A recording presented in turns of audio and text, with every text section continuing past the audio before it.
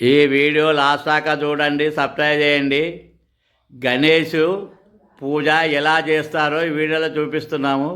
ముందుగానే రాగడి మట్టి తెచ్చుకొని వినాయకుడిని నంది ఎలుకను చేశాము.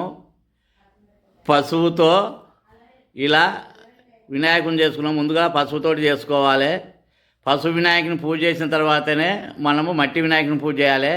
సేపులు పెట్టాము, అరటి పండ్లు పెట్టాము, ఎల్కాయ, మారేడుకాయ, ఓనగాయ, ఉండ్రాళ్ళు, కంకులు, అరటి పండ్లు, గరక, 21 రకము పత్రి, చింతపలకాయ ఇలా పెట్టి దేవునికి పూజ చేసుకొని నైవేద్యం సమర్పించాలి.